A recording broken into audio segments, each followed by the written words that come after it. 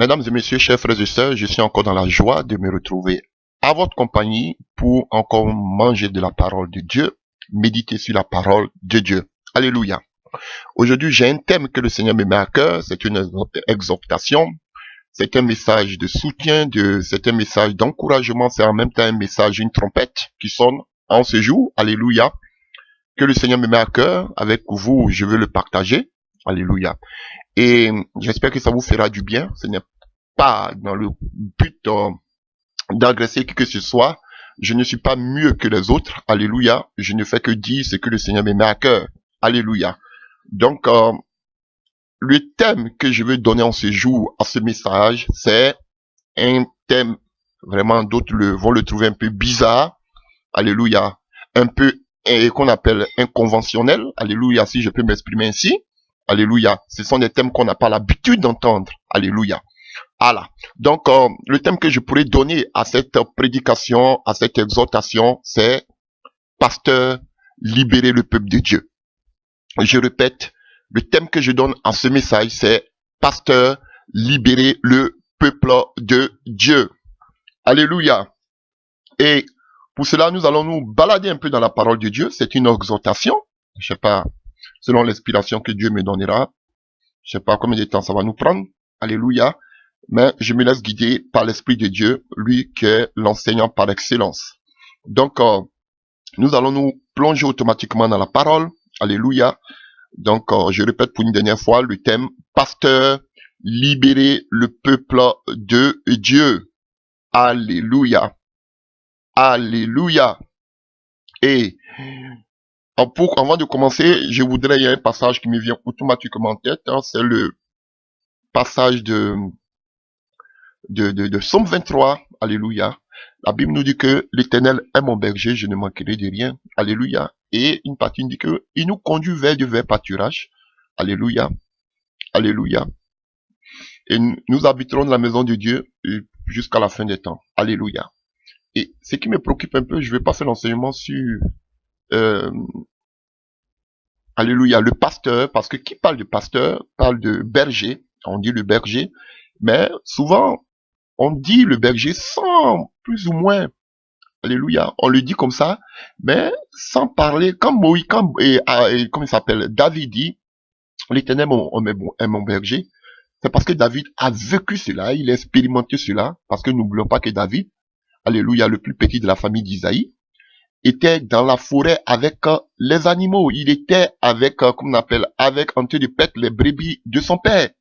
Donc, il savait ce que c'est que était être comme un berger, parce qu'il a subi même l'attaque que ce soit des qu'on appelle du lion, comme de l'ours, alléluia, et que ce soit dans les intempéries, il était aussi présent avec les brebis, alléluia. Il sait de quoi il parle lorsqu'il dit qu'on appelle l'Éternel est mon berger, je ne manquerai de rien. Parce qu'il sait quel rôle, quel est le travail que joue un berger vis-à-vis de ses brebis. Et ce qui me marque ici dans ce leçon 23, il a dit quoi?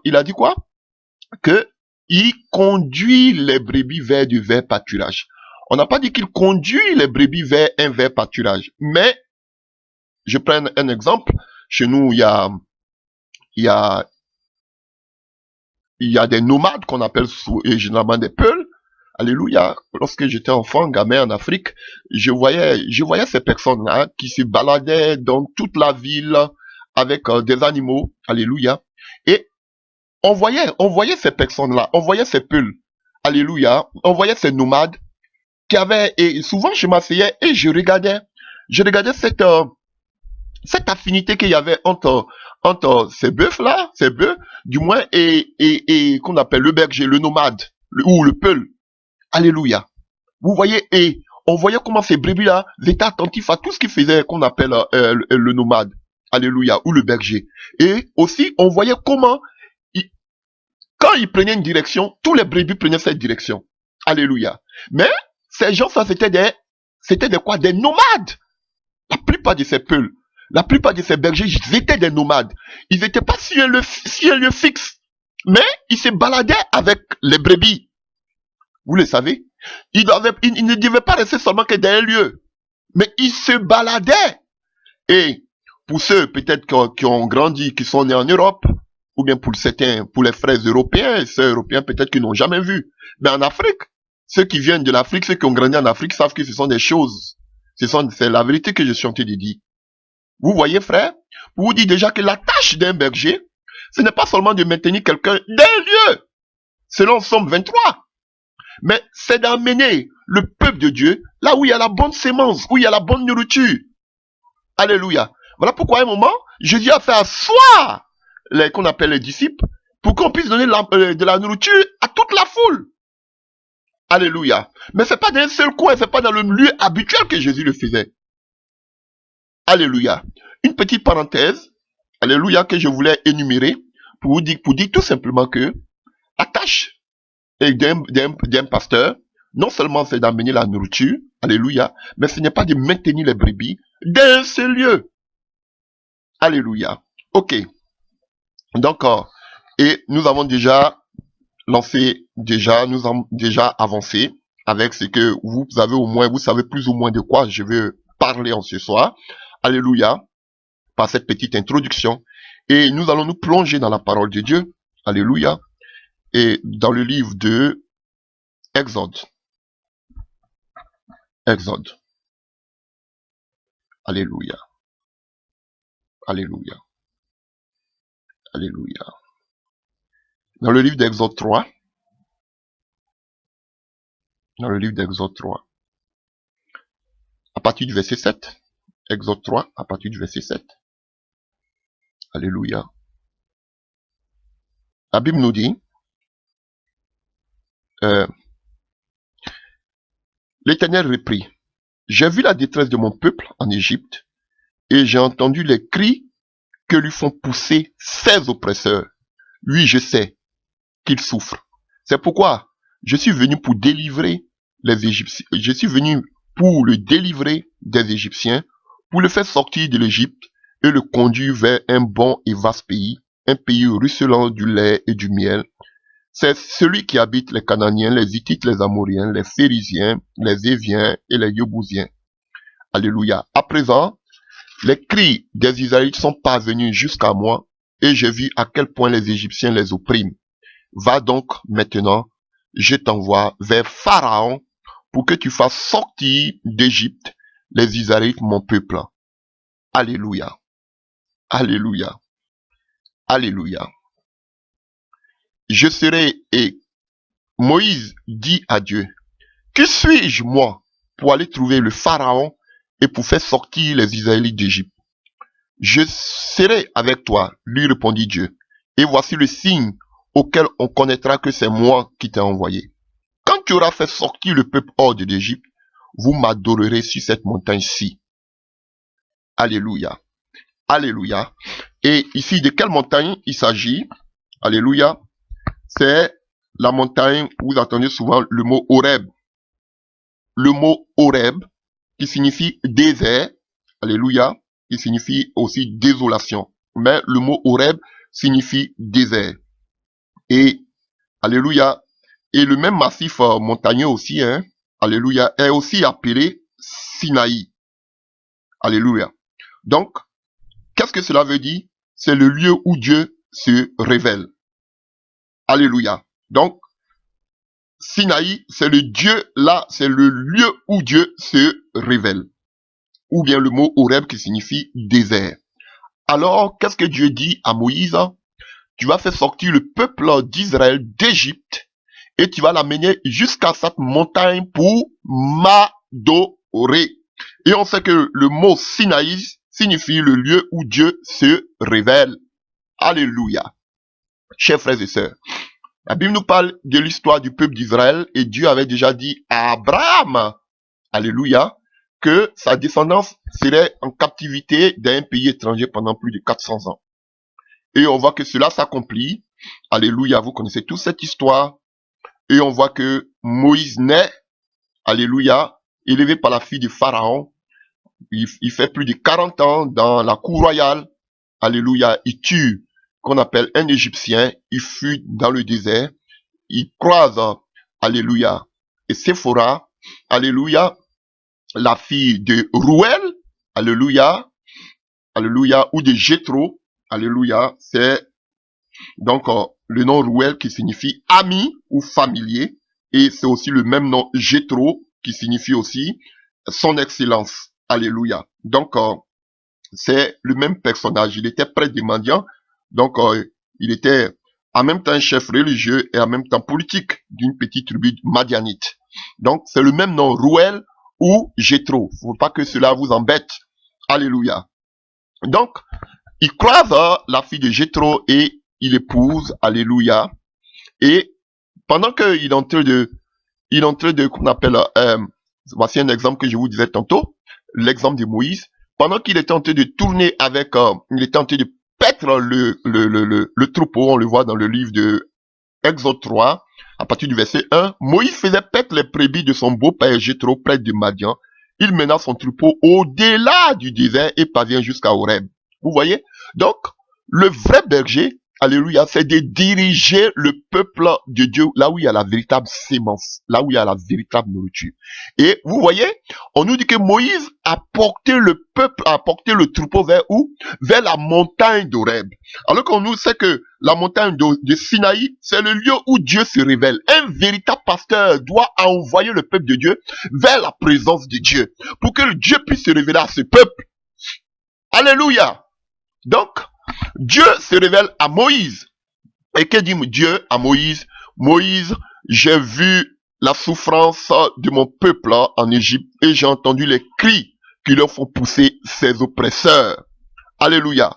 Donc, je t'envoie pour que tu fasses sortir ce peuple et que tu les envoies ici pour qu'ils puissent m'adorer. Alléluia. Va donc maintenant, je t'envoie au verset 10 vers le Pharaon pour que tu fasses sortir d'Égypte les Israélites, mon peuple. Alléluia. D'accord. Que dit Dieu à Moïse? Moïse, je t'envoie, alléluia, vers Pharaon pour que tu fasses sortir d'Égypte les Israélites, mon peuple. Et lorsque tu les feras sortir, tu les amèneras vers cette montagne pour qu'ils puissent m'adorer. Alléluia. Alléluia. Pour qu'ils puissent chercher la face de Dieu. Donc, la première mission que Dieu donne à Moïse, c'est d'aller vers Pharaon. Et qu'est-ce que signifie Pharaon? Pharaon, le mot Pharaon, c'était les souverains d'Égypte antique. Et Pharaon était à la fois l'administrateur principal, le chef des armées, le premier magistrat, alléluia, de l'Égypte antique. Et il était aussi un pasteur. Alléluia. Oui, vous êtes surpris? Mais Pharaon aussi, le mot Pharaon, il était aussi un prêtre, le prêtre suprême. Il était un archibishop. Il était un révérend. Je vous dis la vérité, Pharaon symbolise aussi un prêtre suprême. Il était un pasteur. Il était un sacrificateur. Pharaon. Alléluia. Et Pharaon aussi à l'origine désignait, alléluia, le palais royal et il signifie aussi la grande maison. La plus grande des maisons. Donc, en quelque sorte, Pharaon symbolise le prêtre suprême, ou le pasteur suprême, ou qu'on appelle le sacrificateur suprême, qui règne sur une grande maison. Oh, alléluia. J'espère que déjà, l'Esprit de Dieu vous ouvre déjà l'entendement. Donc, Pharaon symbolise un pasteur qui dirige une grande assemblée. Alléluia. C'est ce que veut dire le mot Pharaon. Et Dieu dit, Moïse, je t'envoie vers ce pasteur, Moïse, je t'envoie vers ce bishop, vers ce révérend, pour lui dire de laisser, de libérer mon peuple, pour que mon peuple puisse venir à Horeb, à Sinaï, pour m'adorer, alors qu'on sait que à Sinaï, c'est le lieu où Dieu se révèle. Alléluia. Oh, alléluia. Et que dit Dieu? Oh, au chapitre 3, à partir du verset 7, l'Éternel dit, j'ai vu la détresse de mon peuple en Égypte. Et j'ai entendu les cris que leur font pousser ses oppresseurs. Donc Dieu sait que son peuple, sous la domination de Pharaon, des archibishops, sont dans la détresse. Alléluia. Sous la captivité dans la maison de Pharaon, qui est le prêtre suprême, qui est le bishop suprême. Alléluia. Et qu'est-ce que Dieu dit? Non seulement il a vu la détresse, mais il attend les cris que les font pousser ses oppresseurs. Qui étaient les premiers oppresseurs? Pharaon. Alléluia. Et le Seigneur dit, oui, je sais qu'il souffre. C'est pourquoi je suis venu pour les délivrer de la puissance des Égyptiens et de Pharaon. Frère, voilà pourquoi Dieu envoie dans ces derniers temps, alléluia, oh, des personnes qui seront des voix, qui seront des sentinelles, qui seront des trompettes, alléluia, pour, alléluia, aller vers ces pharaons modernes, pour libérer le peuple de Dieu, afin de les envoyer dans le désert. Alléluia. Et quelle est la raison pour laquelle Dieu veut envoyer son peuple dans le désert? Alléluia. Quand vous prenez le livre de Osée, alléluia, Osée 2 à partir du verset 16, Osée 2 à partir du verset 16, c'est pourquoi voici, quand la se disant, moi, je la conduirai au désert et je parlerai à son cœur. On parle ici du peuple d'Israël qui s'était perverti. Ça, c'est pas mon thème pour le moment. Qui s'était perverti dans le désert. Dieu voulait l'envoyer dans le désert pour parler à son cœur. Donc, Dieu voulait, parce que je vous ai dit tout à l'heure que Horeb symbolise aussi le désert, veut dire désert. Donc, Dieu voulait envoyer le peuple de Dieu, son peuple dans le désert pour parler à son cœur. Alors que nous savons que Sinaï, c'est le lieu où Dieu se révèle. Alléluia. Donc, c'est le lieu où Moïse a porté le troupeau de Dieu. Donc Dieu veut que le peuple d'Israël soit porté dans le désert pour que le peuple puisse le connaître réellement, pour que Dieu puisse se révéler à son peuple. Alléluia. C'est dans le désert que Dieu a révélé tous les 10 commandements et toute la loi à Moïse. Ce n'est pas ailleurs. Ce n'est pas en Égypte, ni dans la terre promise. Mais c'est dans le désert. C'est dans le désert que Dieu a pris le combat à Israël. C'est dans le désert que Dieu a façonné Israël. C'est dans le désert que Israël est passé de l'enfantillage à la maturité. Frère, c'est dans le désert qu'on croise Dieu. C'est dans le désert que Dieu se révèle. Alléluia. Et quand vous allez prendre Exode 10 à partir du verset 3, Dieu dit, amène ce peuple dans ce désert pour qu'il puisse adorer Dieu. Frère, c'est dans le désert qu'on adore Dieu. Pourquoi? Parce qu'il le dit dans le livre de Jean 4, à partir du verset 23, frère, que ce n'est plus sur cette montagne qu'on adorera Dieu, ni à Jérusalem, ni sur cette montagne, mais on adorera Dieu en esprit et en vérité. Parce que dans le désert, on adore Dieu en esprit et en vérité. C'est dans le désert que Dieu forme. C'est dans le désert que Dieu taille. C'est dans le désert que Dieu te donne la révélation. C'est dans le désert que Dieu te donne la vision. C'est dans le désert que Dieu te forme. C'est dans le désert que Dieu te façonne, frère. Alléluia. Voilà la raison pour laquelle Dieu veut enlever son peuple qui gémit, son peuple qui souffre, son peuple qui est dans la détresse, son peuple qui est sous la domination de ses oppresseurs, de ses bishops, de ses pasteurs, de ses révérends, de ses gourous, qui ont pris la place de Dieu. Alléluia. Il veut les libérer pour les amener au devant de sa présence, pour qu'ils puissent l'adorer en esprit et en vérité, pour qu'ils puissent parler à leur cœur, pour qu'ils puissent se révéler à eux. Parce que tant que le peuple sera sous la domination, sera dans la grande maison de Pharaon, dirigé par ces pharaons modernes, alléluia, ils seront toujours aveuglés. Ils vont toujours crier, mais sans solution. Alléluia. Le peuple est en esclavage pendant plus de 430 ans. Alléluia. Pendant plus de 400 ans. Frère, ce peuple avait besoin de délivrance. Alléluia. Combien d'années vous avez fait dans ces bâtiments? Combien d'années vous avez fait dans ces zigouras? Combien d'années vous êtes là, vous êtes nés, vos enfants sont nés en Égypte? Alléluia. Alléluia. Mais vous étiez encore sous la domination de Pharaon. Et vous êtes en train de crier à longueur de journée. Mais votre situation ne change pas. Vous avez besoin d'aller dans le désert pour connaître la voix du Seigneur. Alléluia. Pour connaître Dieu, frères et sœurs, c'est pas en restant sous la domination du Pharaon. Alléluia. Pour connaître Dieu, c'est pas en restant dans des bâtiments. Pour connaître Dieu, il faut avoir une expérience personnelle avec ton Dieu. Il faut aller dans le désert connaître Dieu. C'est pas en Égypte qu'on connaît Dieu, ni dans la terre promise qu'on connaît Dieu. C'est dans le désert qu'on connaît Dieu. C'est dans le désert qu'on voit la main de Dieu. C'est dans le désert qu'on voit la manne tomber. C'est dans le désert, frère, qu'on voit l'eau sortir du rocher. Alléluia. C'est dans le désert que Dieu nous taille. C'est dans le désert qu'il y a les fils d'Anak, il y a les combats. Frère, c'est seulement que dans le désert Ni en Égypte tu le verras, ni dans la terre promise tu le verras. C'est dans le désert, frère. Mais comment tu peux expérimenter ces choses? Si tu es là, si tu es le fidèle de Pharaon. Frère, il sera difficile. Sous la domination de Pharaon, tu seras toujours dans la détresse. Alléluia.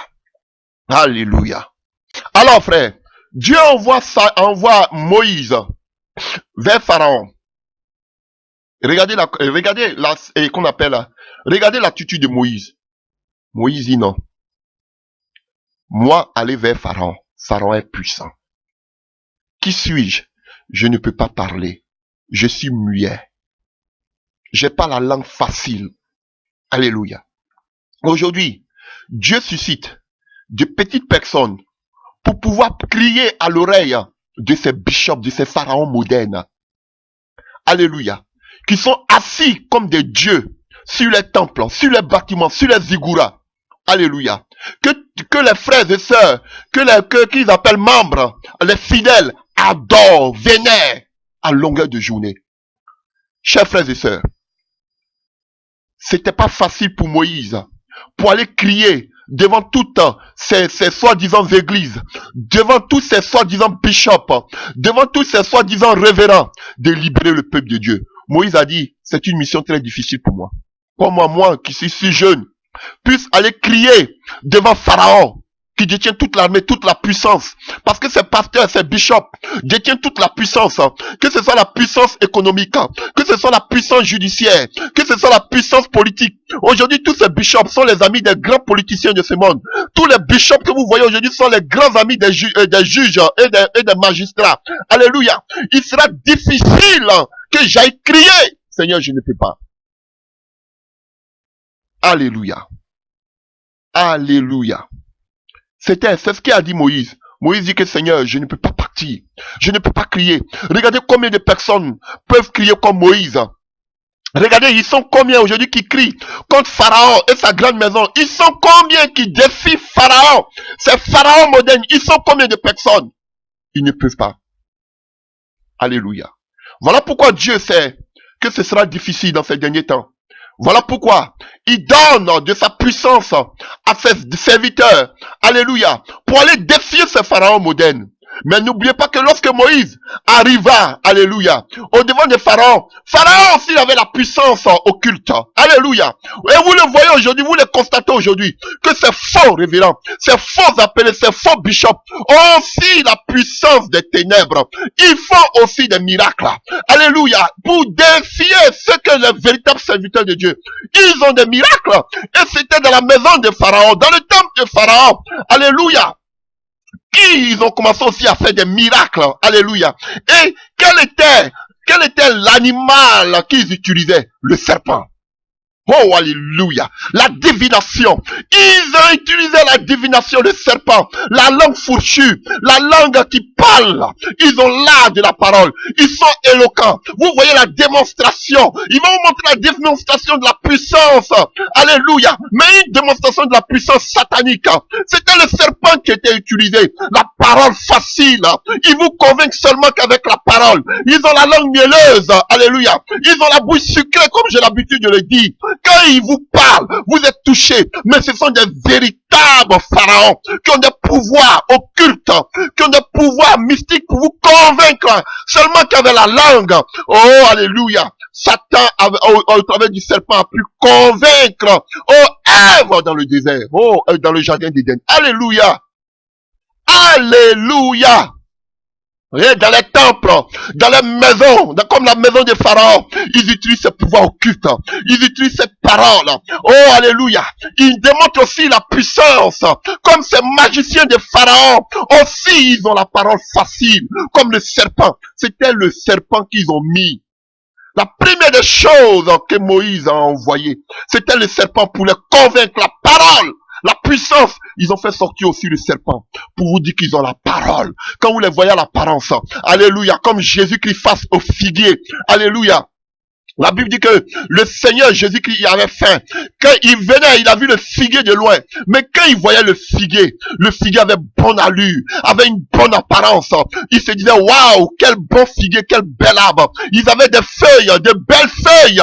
Alléluia. Et tout le monde voulait avoir de l'homme auprès, en bas de ce figuier. Alléluia. De loin, elles ont de la belle apparence. Vous les voyez, ils ont l'art de la parole. Ils parlent très bien, ils s'expriment très bien.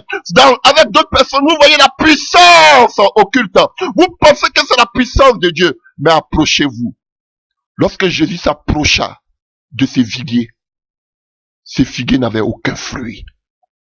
Alléluia. Il ne faut que vous jetez la poudre à vos yeux. Alléluia. Il ne faut que vous montrez, alléluia, seulement que l'apparence, mais le cœur est éloigné de Dieu. Ils n'ont pas de fruits.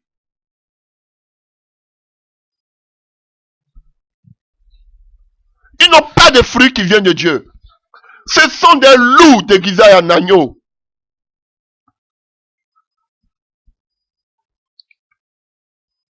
Alléluia. Ils ont la langue du serpent. Qui, même Moïse, n'était pas prêt à défier. N'oublions pas que Moïse aussi faisait partie de ces grandes dénominations. Moïse a fait 40 ans dans ces grandes dénominations. Moïse a fait 40 ans dans ces zigouras.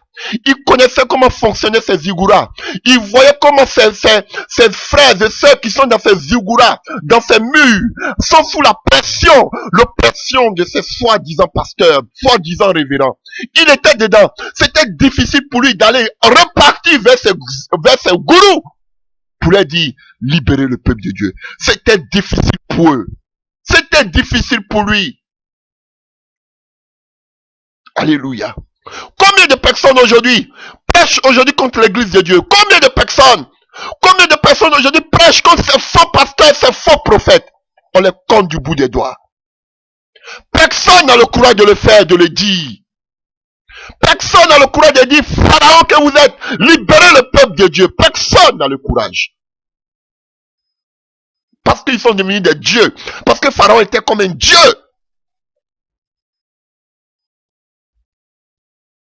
Alléluia. Alléluia. Alors qu'est-ce qui se passe? Dieu envoie Moïse avec Aaron. Ils arrivent en Égypte. Ils vont parler devant Pharaon. La Bible dit que Pharaon a le cœur endurci. Il a le cœur endurci. Alléluia. Aujourd'hui, est-ce que vous pouvez parler à ces bishops? Ils sont orgueilleux. Vous pouvez parler à ces pasteurs? Ils sont arrogants. Alléluia. Vous ne pouvez rien leur dire. Ils ne peuvent même pas, vous ne pouvez même pas les contacter. Vous ne pouvez même pas les causer avec eux. Alléluia. Ils n'ont même pas votre temps. Alléluia. Ils sont endurcis parce qu'ils pensent que ils sont les amis de Dieu. Ils pensent qu'ils sont en communion avec Dieu. Alléluia. Et lorsque Moïse allait vers Pharaon, Pharaon était endurci, il ne voulait même pas écouter qu'on appelle Moïse. De la même manière, vous les regardez, ils sont tous remplis d'orgueil. Ils sont hautains.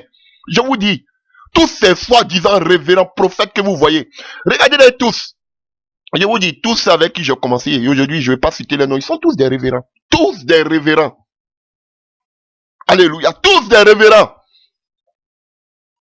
Ils remplis d'orgueil. Remplis du moi. Personne ne peut s'humilier. Alléluia. Pareil pour Pharaon. Ils sont orgueilleux. Ils peuvent même pas écouter le message qui vient de Dieu. Parce qu'ils se voient comme le maître suprême, comme le prêtre suprême, comme Pharaon. Ils se voient qu'ils ont une très grande maison, parce que Pharaon symbolise aussi avoir une très grande maison. Être le prêtre d'une grande maison. Ils sont des prêtres de grande maison qu'ils appellent église, bâtiment. Donc ils pensent qu'on ne peut rien leur dire. Comme on dirait dans mon pays, ils sont arrivés.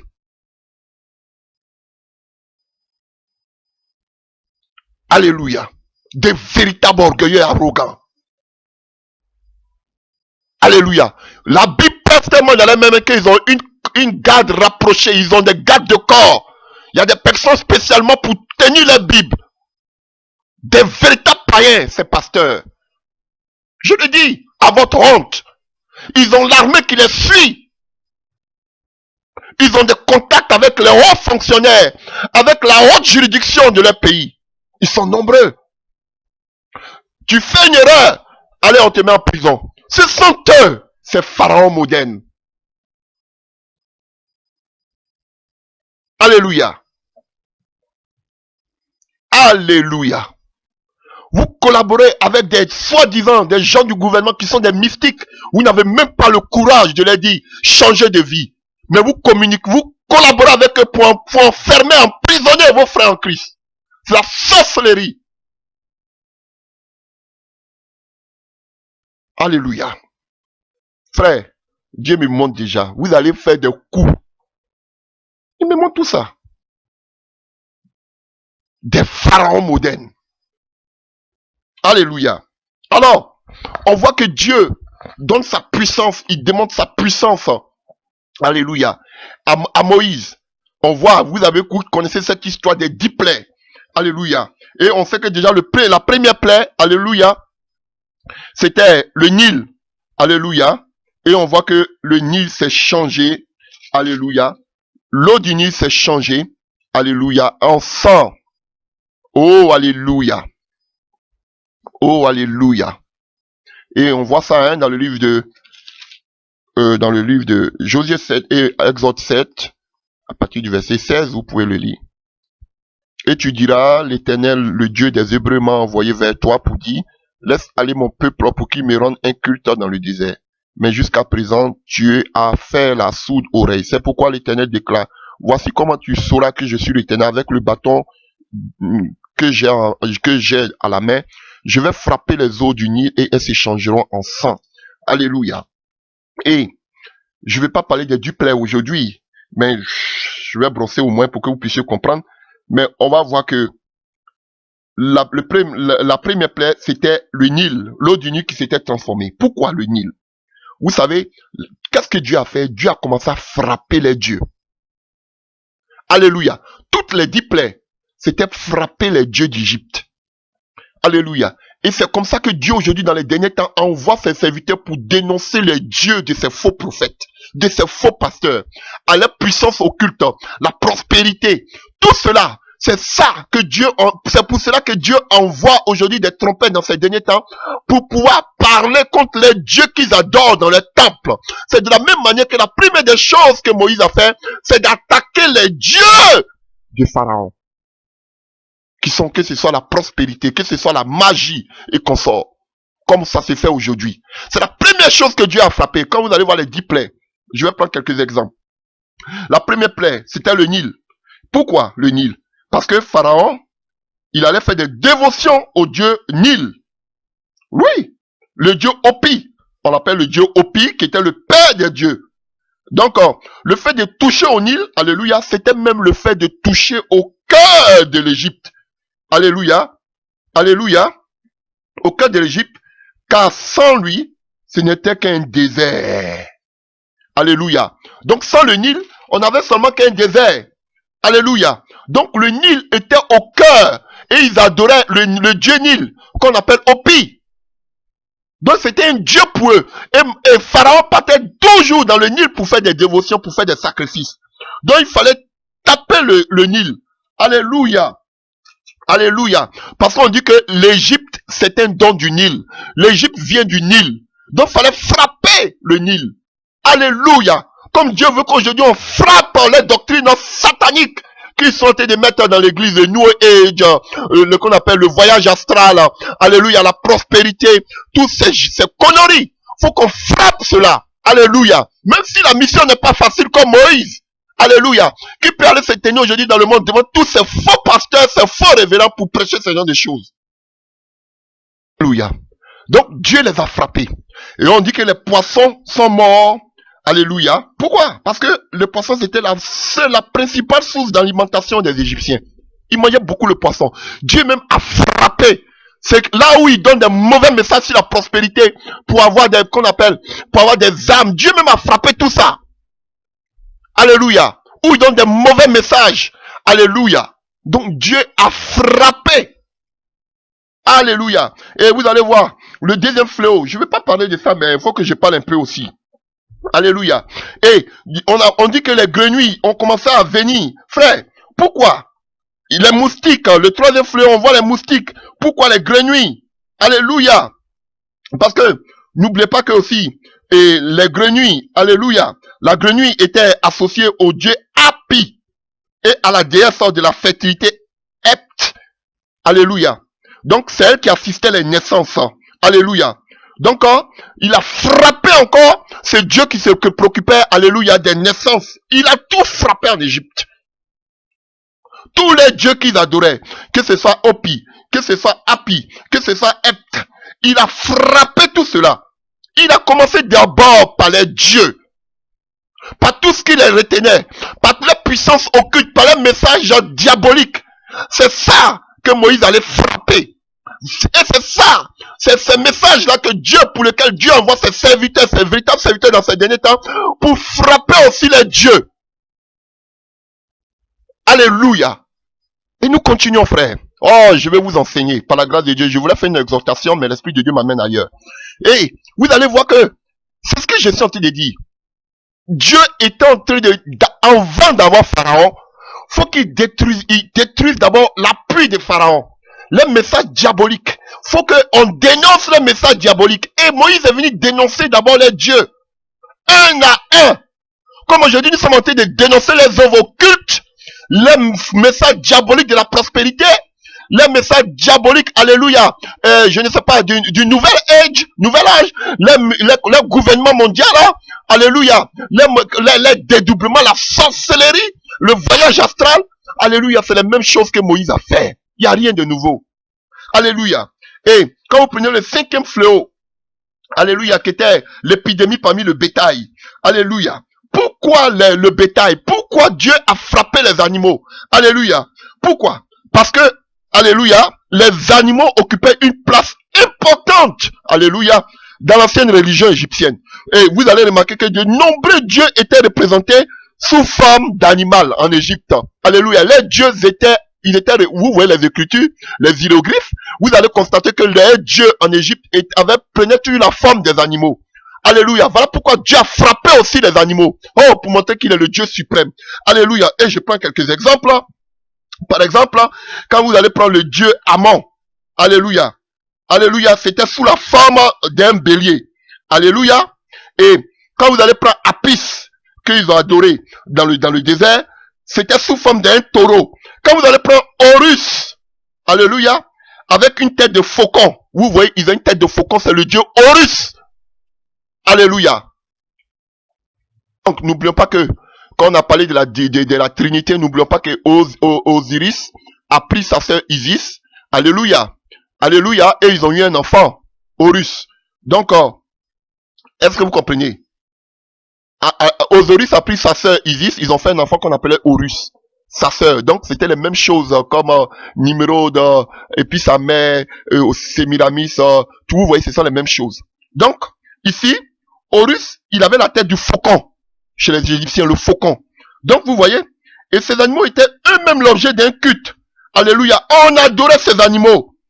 Alléluia. Oh, alléluia.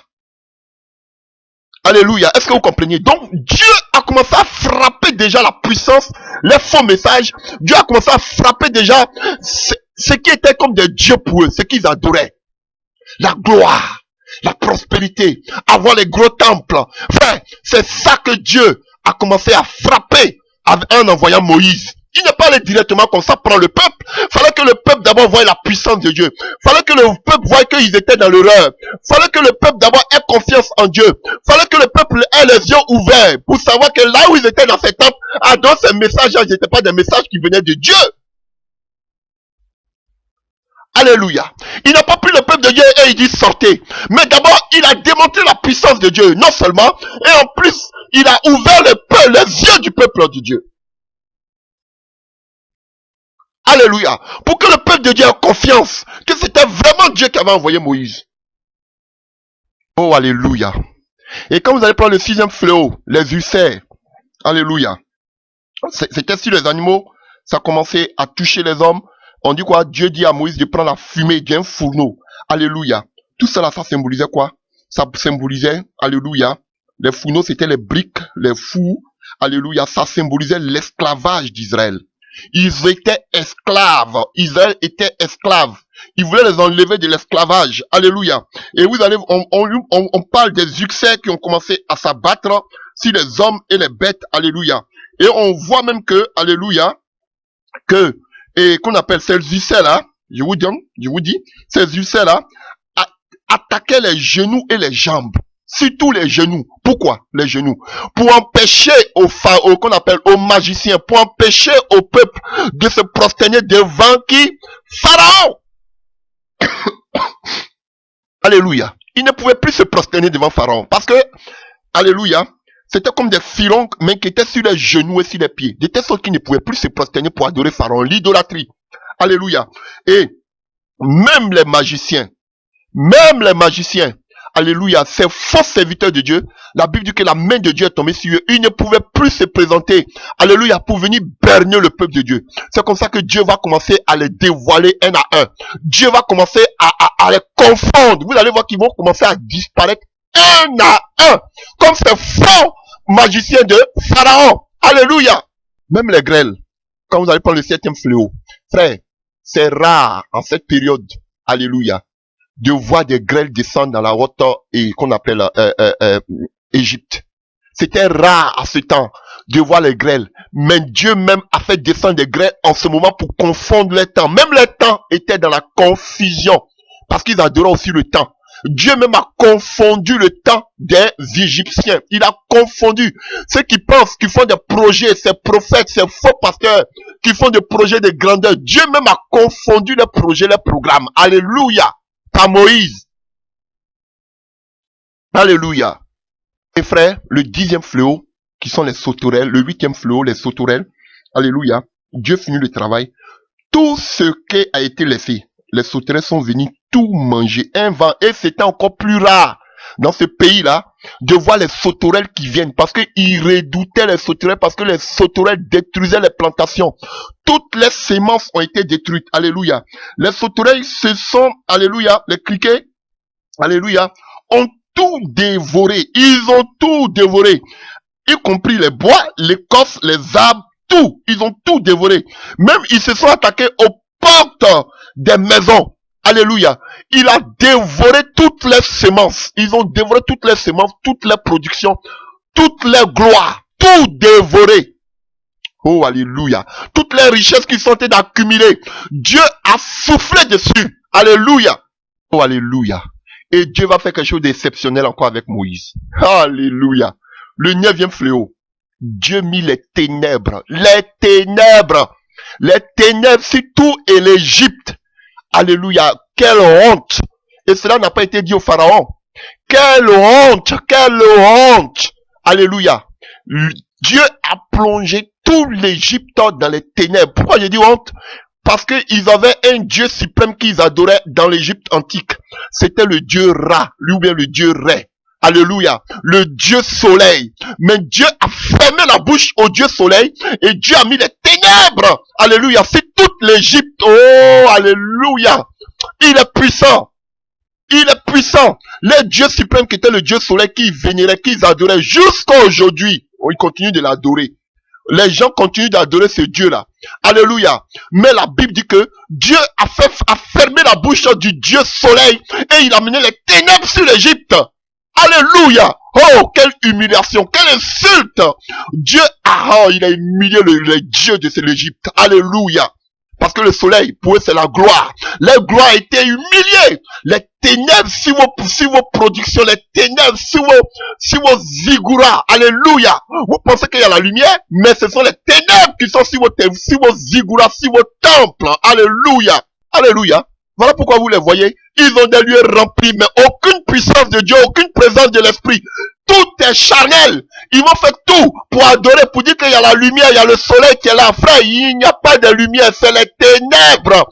Les ténèbres sur les lieux d'église, les ténèbres sur les bâtiments. C'est les ténèbres, ils sont obligés de faire programme sur programme, invitation sur invitation, machination sur machination, pour que le soleil arrive, pour que la présence de Dieu arrive. Mais il n'y a rien. Tout est mort. Alléluia. C'est les ténèbres sur ce temple-là. Alléluia. Oh, alléluia. Ouais, vous m'excusez de faire ce détour. J'espère que ça vous fait beaucoup de bien. Mais je voudrais qu'on lise le 9e fléau. Ça me plaît. Waouh! Exode 10, à partir du verset 21. L'Éternel dit à Moïse, lève la main vers le ciel et que l'Égypte soit plongée dans les ténèbres, de telle sorte que l'on doit y tâtonner. Moïse étendit la main vers le ciel et le pays d'Égypte fut entièrement plongé pendant 3 jours dans les ténèbres. Oh, alléluia! Pendant ces 3 jours, on ne se voyait plus l'un à l'autre et personne ne bougeait de l'endroit où ils se trouvaient. Oh, comme dans vos églises, ils sont toujours à la même place. Alléluia. Ils ne bougent pas. Alléluia. Par contre, il y avait de la lumière dans le lieu habité par les Israélites. Oh, frère. Là où il y a des véritables chrétiens, là il y a la lumière. Mais vous qui êtes dans les égouts, il y avait les ténèbres là-bas. Oh, frère. Alléluia. Pourquoi? Oh, alléluia. Je me rappelle d'une histoire avec Josué. Alléluia. Ils ont arrêté le soleil pendant 3 jours sur Gabaon. Oh, alléluia. Même une journée. Ils ont arrêté le soleil sur Gabaon. Jusqu'à ils ont fini d'exterminer. Oh, ils ont fini d'exterminer le peuple à Gabaon. Et puis il dit que le soleil va te coucher. Oh, alléluia. Mais la Bible dit, là où les véritables enfants de Dieu étaient, il y avait la lumière. Mais là, dans les temples de Pharaon, il y avait les ténèbres. Frère, voici la différence. Vous êtes dans des lieux où il y a les ténèbres, mais vous êtes encore dedans. Tu veux avoir la lumière, sors de ces zigouras. Tu verras la lumière, tu verras la gloire de Dieu, tu verras la puissance de Dieu. Voilà pourquoi, quand vous êtes dans ces lieux, quand vous venez avec la lumière, frère, oh, alléluia. Lisons un passage dans le livre de 2 Corinthiens 6, à partir du verset 14. 2 Corinthiens 6, à partir du verset 14. Alléluia. Ne formez pas avec les incroyants un attelage disparate. Pardon, j'ai plusieurs versions, plusieurs Bibles. Car quelle association y a-t-il entre la justice et l'iniquité? Ou quelle communion entre la lumière et les ténèbres? Voici ça. 2 Corinthiens 6, verset 14. Quelle communion, quel lien y a entre la lumière et les ténèbres? Et quel accord entre Christ et Bélial? Et pour votre information, alléluia, Bélial veut dire vaurien. Bélial veut dire vaurien. Alléluia. Et quel rapport y a-t-il entre Christ et Bélial? Quelle part le croyant a-t-il avec le non-croyant? Quel contrat d'alliance entre le temple de Dieu et les idoles? Car nous sommes le temple du Dieu vivant. Comme Dieu l'a dit, j'habiterai et je marcherai au milieu de vous. Je serai leur Dieu et ils seront mon peuple. C'est pourquoi, sortez du milieu d'eux. Je répète, sortez du milieu d'eux et séparez-vous, dit le Seigneur. Ne touchez pas à ce qui est impur et moi je vous accueillerai. Frère, combien d'idoles se trouvent dans vos temples? Combien d'idoles? Alléluia. L'idolâtrie du pasteur, on vénère le pasteur, on adore le pasteur qui prend la place de Dieu. Alléluia. Des doctrines des démons. Alléluia. La prospérité, l'élévation. Alléluia. Le péché, le sexe, tout ceci. Alléluia. Voici des idoles. La Bible vous dit, vous voulez avoir la lumière, sortez du milieu d'eux. Sortez du milieu d'eux. Frère, tu ne peux pas avoir la lumière. Oui, moi je vais envoyer la lumière. Même si eux sont des ténèbres, moi je vais envoyer ma lumière là-bas. Je vais les éclairer. Frère, il y a toujours 2 choses dans la vie. Soit tu convertis des religieux ou les religieux te convertissent. Ah frère, c'est clair. La Bible dit de sortir. Alléluia, la vraie église. Ecclésia, parakaleo, veut dire sortir. Alléluia, de ce monde. Frère, toi, avec ta lumière, ils vont t'éteindre. Regardez vous, qui étaient remplis de la grâce de Dieu, de l'onction du Saint-Esprit. Quand vous arrivez dans ce lieu-là, la grâce de Dieu est éteinte en vous, morte, qui dort en vous. Parce qu'ils vont la tuer net. On arrive à là tout à l'heure. Je vous dis la vérité. J'encourage que vous ayez qu'on appelle une communion fraternelle. Vous ayez qu'on appelle une assemblée. Mais je ne parle pas de n'importe quelle assemblée. Je parle où 2, 3 sont assemblés. Voici des enfants de Dieu. Je vous dis pas forcément. J'ai dit que ceux qui vous prêchent ce message que nous prêchons, d'établir des anciens qui sont aussi dans ce message. Frère, 2 personnes ne peuvent pas marcher ensemble s'ils n'ont pas la même manière de voir. D'autres voient les bâtiments, toi tu vois l'enlèvement. Vous allez faire quoi ensemble? Ils sont en train de maquiller, ils aiment les bâtiments, ils aiment la gloire de ce monde. Et ils vont faire semblant aussi de parler de l'enlèvement. Frère, sortez de là. On peut vous donner des enseignements, mais votre croissance, la puissance de Dieu, frère, on a vu ici. On parle de lumière. Ceux qui étaient en Égypte, étaient dans les ténèbres. Et ceux qui étaient de l'autre côté avaient la lumière du Saint-Esprit. C'est le Saint-Esprit qui crée la lumière en nous. Oh frère, ne me faites pas enseigner. Quand vous prenez Genèse, la Bible dit qu'au début, la terre était informe, sans forme. La première des choses que Dieu créa, c'est la lumière. Et ça là, tout quand vous allez prendre Genèse 1, ça représente la vie de l'homme. Peut-être Dieu permettra que je fasse un enseignement dessus. La première des choses, c'est la lumière que Dieu crée. Si tu dis que tu es né de nouveau, la lumière doit être dans ta vie. Et les fruits doivent accompagner. La gloire de Dieu doit accompagner. Si tu ne vois pas cette gloire, que cette gloire est partie comme au temps, alléluia, du temple et qu'on appelle Assira, frère, faut te chercher. Prends tes jambes à ton cou, quitte ces lieux. Alléluia, parce qu'ils vont te voiler. Oh, alléluia. Moïse, alléluia.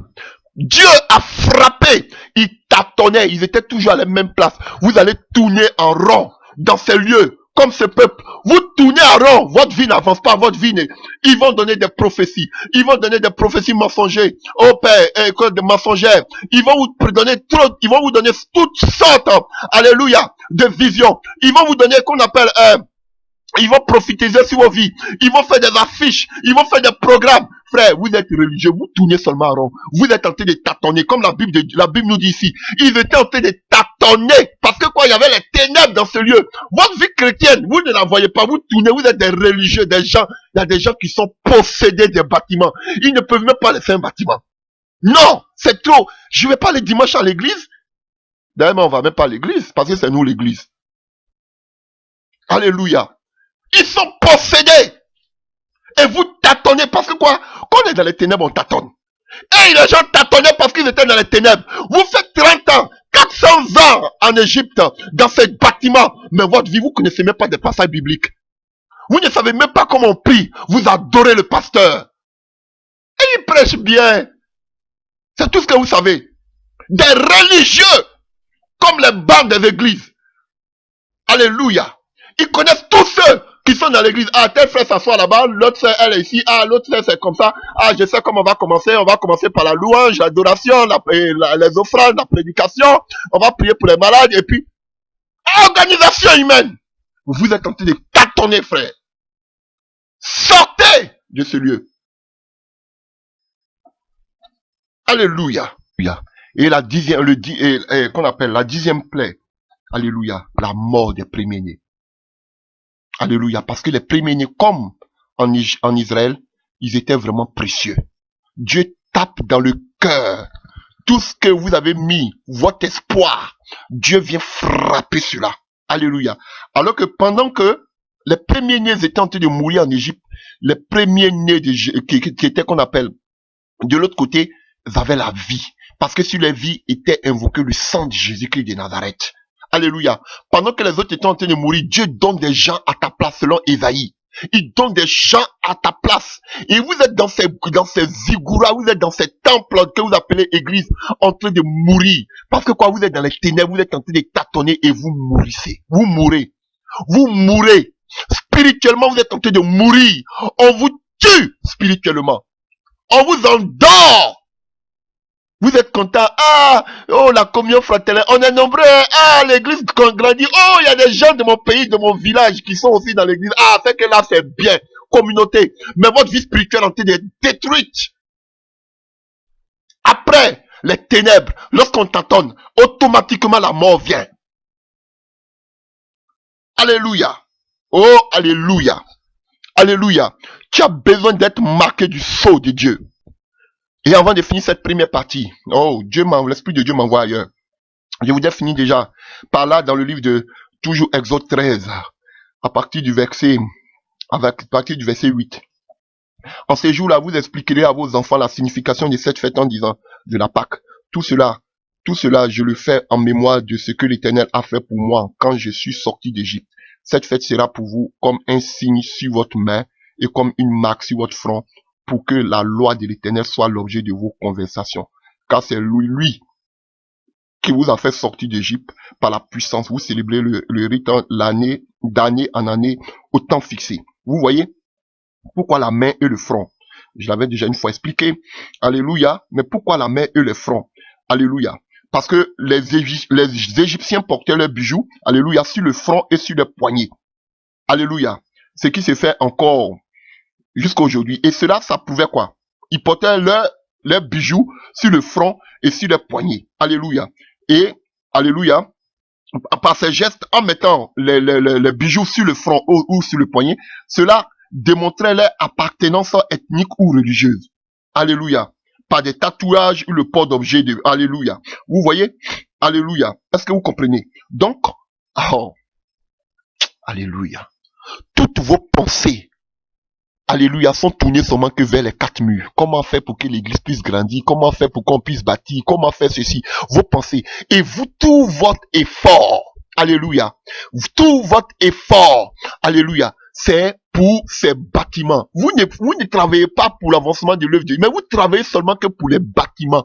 Pour les bâtiments. Vos pensées et vos mains sont tournées vers le pasteur, vers l'œuvre. Oh, comment les murs, comment on va grandir, comment l'église va aller de l'avant. Mais pas comment l'œuvre de Dieu, la vision de Dieu va aller de l'avant. C'est ça. Alléluia. Alléluia. Et la Bible dit, comme Dieu le savait, il a dit en ce moment, maintenant, mettez sur votre main, alléluia, alléluia, alléluia, mettez sur votre main, et alléluia, et sur votre front, comme un signe. Ce sera un signe. Et quel était le signe? La loi de Dieu doit être sur votre, la volonté de Dieu doit être sur votre front et sur votre main. Mais pas les trésors de l'Égypte, pas les, qu'on appelle vos pensées et votre effort. Seulement que comment notre église, notre bâtiment, oh, notre pasteur, comment on va aller de l'avant. Frère! Voilà comment Dieu a commencé avec Moïse. Comment Dieu est en train de commencer aujourd'hui avec ces jeunes serviteurs de Dieu dans ces derniers temps qu'il est en train de susciter. Alléluia. C'est de démolir toute la croyance, toute la puissance, toute l'appui de ces dictateurs, de ces faux serviteurs, de ces faux prophètes. Même d'autres étaient des vrais, mais qui se sont détournés de Dieu. Alléluia. C'est comme ça que Dieu est en train d'envoyer ses enfants pour parler contre, alléluia, c'est Dieu que ces gens adorent dans les maisons ou bien dans les bâtiments, dans les zikuras, dans ce statut de sel. Alléluia. Oh, alléluia. Maintenant, nous allons voir la réaction de Pharaon. Nous allons voir la réaction de Pharaon. Alléluia. Dieu veut délivrer le peuple, son peuple, pour que son peuple puisse aller le chercher sa face, l'adorer, marcher, l'adorer en esprit et en vérité, marcher dans la vision que Dieu lui donne. À tous ces enfants, tous ces chrétiens qui ont besoin, Jésus revient bientôt, pour que ce peuple soit libre des pasteurs, libre des doctrines, libre de l'organisation humaine, pour qu'il soit libre de pouvoir chercher Dieu en esprit et en vérité. Alléluia. Nous allons voir la réaction de ces soi-disant bishops, de ces révérends, la réaction de ces personnes qui règnent comme des pharaons sur les maisons qu'ils appellent églises. Nous allons voir la réaction parce qu'ils ne veulent pas lâcher le peuple de Dieu, aller chercher Dieu. Alléluia. Eux-mêmes,